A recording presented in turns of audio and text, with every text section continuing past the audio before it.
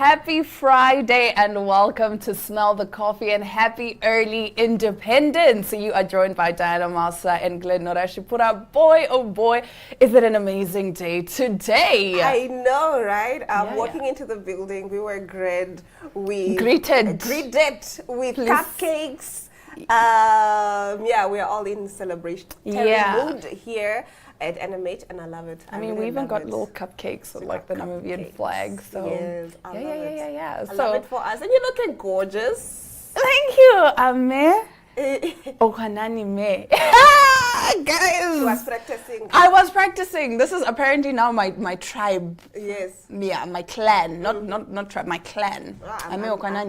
I'm happy for you, babes. Yeah. I think the next Independence Day celebrations, I will wear a Wambo dress. And a Wambo dress. I'm ready to get married in the north, guys. Wash Karamai. Have you seen my wife? Glendizi. I'm ready. You're ready? I'm ready for a wedding in the north. You know what? I did a movie and basically they put me in this wedding dress and they covered me with like a blanket, so it was giving Tamara Bride. Yeah. And they were like, Kiriri Samir. I'm like, oh my goodness, guys, I actually love this. Wait. Like, I'm enjoying myself. Yeah. So, and then after I get married in the north, we're gonna go to the south. I'm doing all of them. Yeah. All the traditional weddings. So, what's your favorite thing about Namibia? It's our 36th birthday. Yes. Yeah. Yeah. We are not as young. We're still young, but not as young. No, because we are also turning 30, so we're trying to like... Speak for yourself, colleague. We are also turning 30. Who's we? Speak for yourself. I mean, when you enter the 30s, we want to say 30 is very young, but other people will be like, oh, that's old. Yeah, so Namibia is quite young. Let me just say that. Namibia is quite young. But you didn't answer my question. What do you love about Namibia? I love the culture, I have to say, the different cultures that we have. And how we also very intermingle with each other, at least from my perspective. And I just love how warm we are as a people. Yeah. And it's something that we really take for granted. Like once you travel and you see how other people or what have you interact, you'll see like, oh, back home, we're really a bit different. We're a different breed. When you get somewhere, you need to greet the people there. You know, we have so many things that are ingrained in our culture that are very, very beautiful. And I love that about us. So, happy 36th. Independence Day. And yeah, we're doing amazing. I also love the strides that we've made as a country. I'm in college now. And the fact that this year... What are you, in America? I'm in university, sorry. And the fact that I didn't pay for any tuition fees this year. Wow. Because our president said, you guys have done enough. It's fine. I have you. So I love that. I love that we are growing as a country and there's beautiful strides that we are seeing. Yeah. Okay, that's absolutely beautiful. Tell us, what is your favorite thing about Namibia? As we celebrate our 36th independence, what do you love about the country? What do you still wish you could see, happening for you, maybe for your people, for your tribe, whatever it is? What are some of the things that you love, excuse me, and what are some of the things that you would change if you had the chance?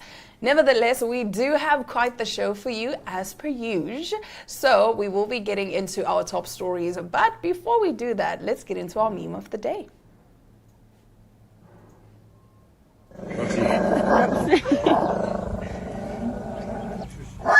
No, stop it. No, stop it. Yeah. No, stop. You're going to have to explain. Because, have you ever had a small dog? No. Those guys think that they're that big because that little small dog is barking at the lion. He's like, I'm ready. Oh, wow. I'm ready to come fight you. And it's really, really hilarious because I have small dogs and I know that this is what I have to deal with. What you encounter. Yes, on a daily. But also speaking of that, I'm coming back to Namibia and we have like a lot of like game parks and what have you. Have you taken the time to just, go to some places or should somebody's son or me, myself and I take you somewhere? You know, funny you should say that. Yeah. My bae is landing today.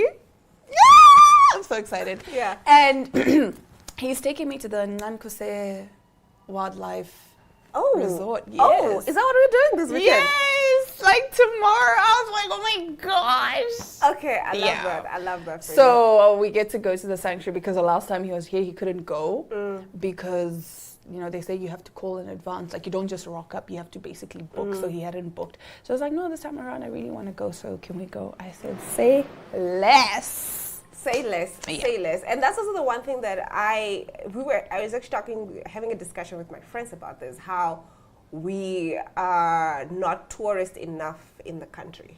You get what I'm saying? Like, you can just take a week. It doesn't need to be like, oh, I need to book off and whatnot. You can just take a weekend off, go somewhere, go to a lodge.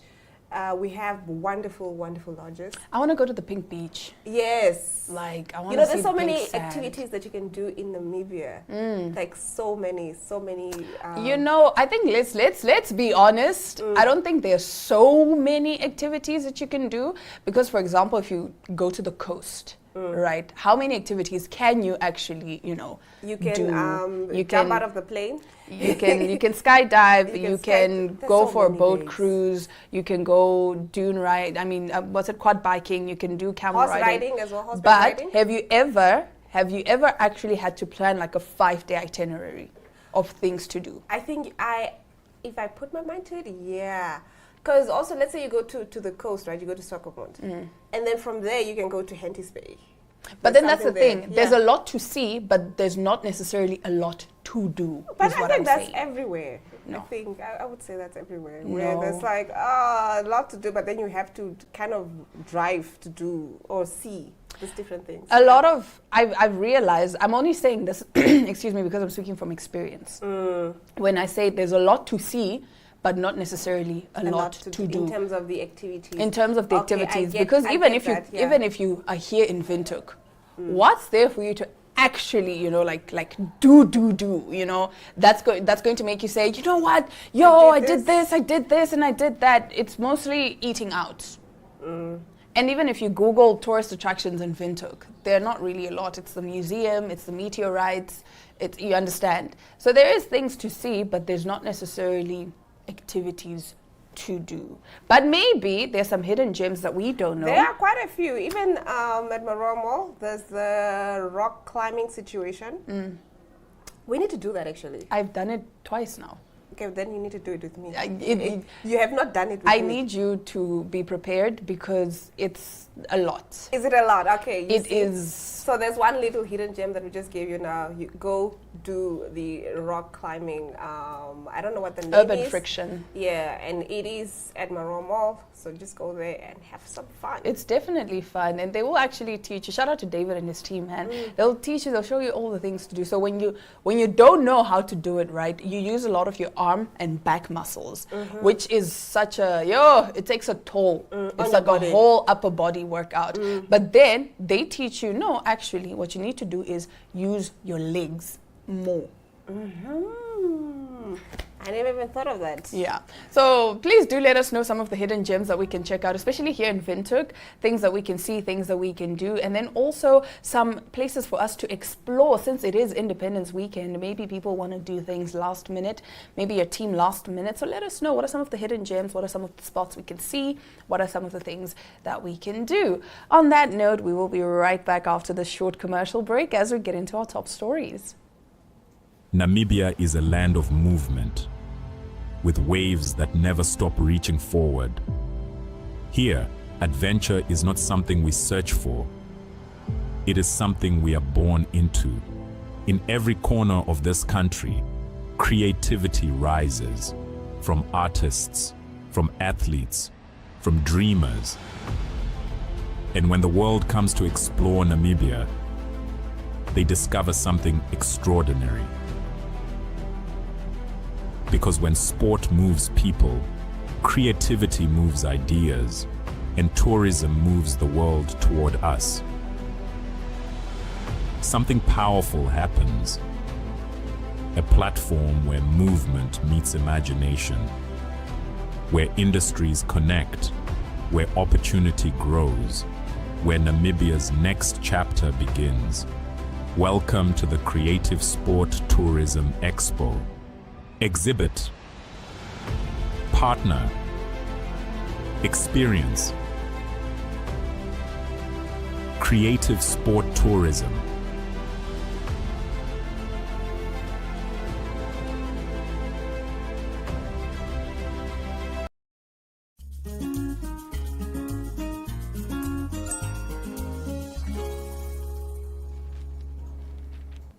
Now getting into our top stories, Lebo M takes a stand and files a $20 million lawsuit against comedian Learnmore Mwanyenyeka. Grammy Award winner, internationally acclaimed composer and producer Lebo M is not taking Zimbabwean comedian Learnmore Mwanyenyeka's utterances lightly. The cultural custodian has formally instituted a $20 million lawsuit in the United States District Court for the Central District of California against Zimbabwean comedian Learnmore Mwanyenyeka following a series of alleged damaging misrepresentations, defamatory conduct, and unlawful commercial exploitation linked to the globally revered royal praise chant Nansi Ngonyama. The lawsuit stems from a viral social media video where Jonas told hosts Godfrey and Akbar Jabimila that the famous chant Nansi Ngonyama translates to "Look, there's a lion, oh my God." Filed in Los Angeles, legal action cites multiple causes, including misleading representation, defamation per se, trade libel, and tortious interference with prospective economic advantage. Nansi Ngonyama, a royal praise chant, is most recognized for its use in the Disney blockbuster The Lion King. Lebo M has argued that the chant is not a viral catchphrase, but rather a royal praise poetry rooted in Zulu and Xhosa traditions, making the comedian's interpretation offensive and an act of cultural misappropriation. This is not merely a legal matter, it is a cultural correction. Nansi Ngonyama is not a punchline nor a casual reference point for exploitation, said Tsepo Mboni, Lebo M's global spokesperson. It is a sacred royal praise chant rooted in African identity, spirituality, and storytelling. We are taking a firm and uncompromising stance against any form of misrepresentation, defamation, or unauthorized commercial use that undermines its significance and Lebo M's legacy. We can actually take a look at the video of Jonasi, who was on this podcast, and what he basically had to say. First of all, you need to shut up. Yeah, baby. That's how you sing it. Yeah. That's awesome. Don't mess That's up what our you language get. You like that. stink. Oh, wait, I messed it up? You messed it up. Oh, no, listen No, to do me. it, do it, do it. He Okay. didn't listen. No, Okay, listen ready? to me, because Okay. I've watched The Lion King Well, 100 do times. it. Sing it Do again. it. Okay. Oh, no. Baba City, Baba. City Gonya.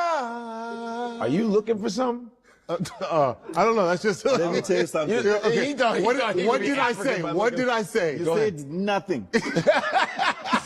That's Zimbabwe? That's Zulu. That's Zulu. South African. Can you do that? Yeah, I can do it. Do it. So Ready? you sing it like Nansi Ngonyama Bagiti Baba. You were way off. Ngonyama. All right. All right. That's how You you say said, it. yeah, Papa. You made up some. Yo. You should Yo, sing it when I you do it in was front too- of white people. Oh my God. Why you- you look? Oh my God. Hold on. Can you do that one more time? Do that again. What does it mean? It means, look, there's a lion. Oh my God. You're joking. That is not what that means. That is not what that means. That's exactly what it means. That's what it It means, look, there's a lion. Oh Oh my God. It's a Look, lion. there's a lion. Oh my God. It's a lion.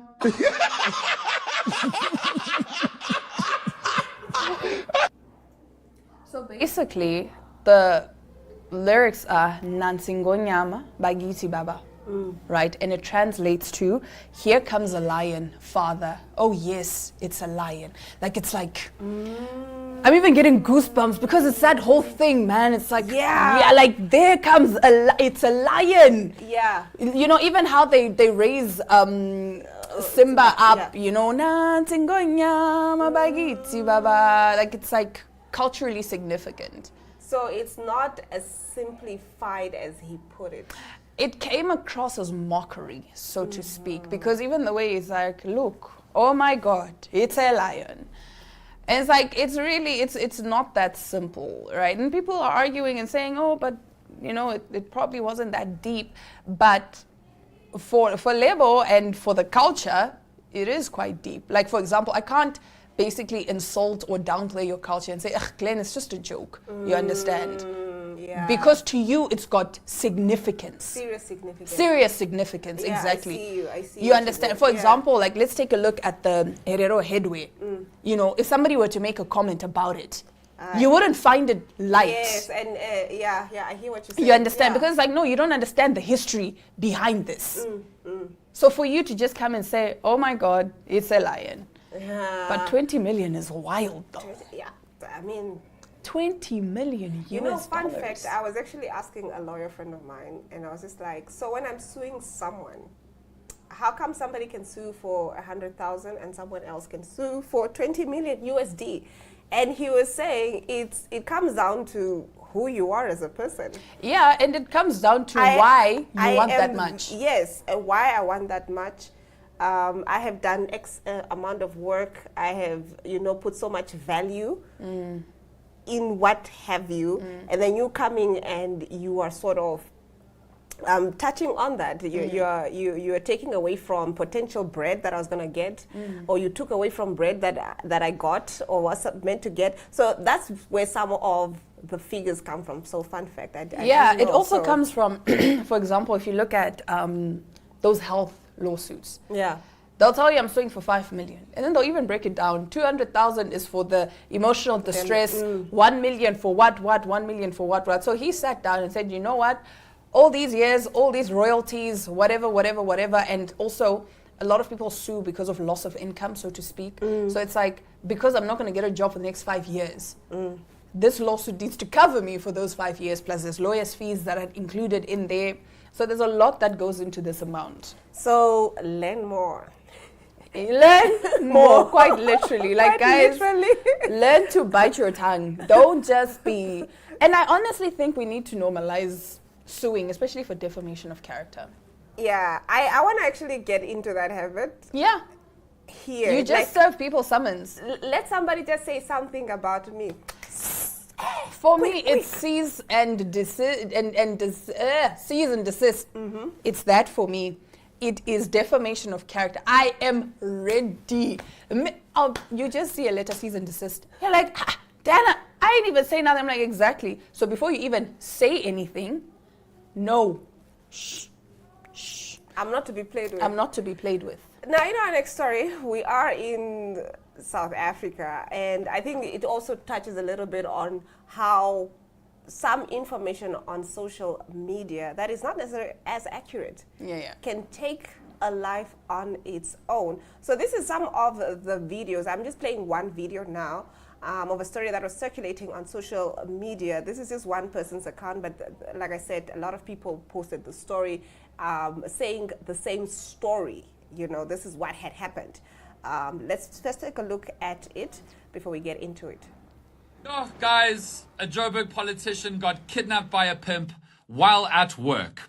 We are reading sentences our ancestors never dreamed of. We are the first of our bloodlines to be dealing with such an arrangement of words. City of Joburg Public Safety MMC Mhlini Twaku, seen here realizing what he's going to be famous for now. He is the literal public safety MMC, and he was kidnapped while on work, while he was conducting a series of site and location visits to inspect them as part of his duties in the township of Alexandra. He went into one premises with security guards, with JMPD, with people with weapons in case of bad situations, as well as with journalists riding along and people checking for illegal electricity and illegal water connections. And he went into a place which was just a set of old dull desktop computers, kind of looking like an old government department office, with keyboards, and they had rolling slots on them. They had slot machines on them. And then he walked upstairs right into a brothel, and a pimp at the brothel maybe didn't know who he was or what was going on, but nonetheless was unbelievably angry, pulled a gun on him and locked him in a room. Locked others in a room. There was a face-off. Eventually the man was disarmed. Eventually JMPD got there. But the wildest quote of this whole story is from the Joburg Water employee who was just also doing their job, riding along for the day. They were there to check to see if they could spot and discover any illegal water connections. And they were also held up, and they turned to the News 24 journalist Alex Patrick, who was also there during the scene, turned to the journalist and said, I don't know how I got here. I was just meant to check for illegal connections. Now I've been kidnapped by a pimp. Okay, so there is a statement released by the MMC. Now, Johannesburg Public Safety MMC Dr. Mgzini Tswaku has dismissed circulating reports claiming he was kidnapped during an enforcement operation in Alexandra, clarifying that no such incident occurred. According to Tswaku, the situation unfolded while city officials, accompanied by Johannesburg Metropolitan Police Department officers, were conducting an inspection at a property suspected of operating as an illegal brothel and unlicensed gambling site. Now, during the operation, security personnel at the premises allegedly resisted officials and attempted to lock doors, escalating tensions on site. Tswaku explained that specialized JMPD units were subsequently called in to secure the area and ensure the safety of all present. Now, during the intervention, authorities confiscated a firearm along with ammunition as part of ongoing efforts to address illegal activities in the area. He reiterated that the operation forms part of a broader law enforcement initiatives aimed at tackling crime and restoring order in Johannesburg. So technically what happened was they went there as a unit. I think the media was also part of that. Mm-hmm.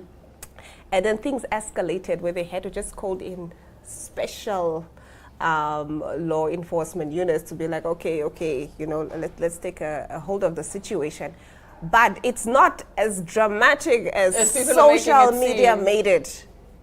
But I have to say, because the media was present, so the media to a degree can also, if you put a video out there without context, people will run to conclusions. Of course. But then that's, you know, the thing again about misinformation. Social media it's so easy for misinformation to spread. Because again, how do we know what's verified and what is not? Mm-hmm. How do we know, especially now in the day and times of AI? How do you know? Exactly.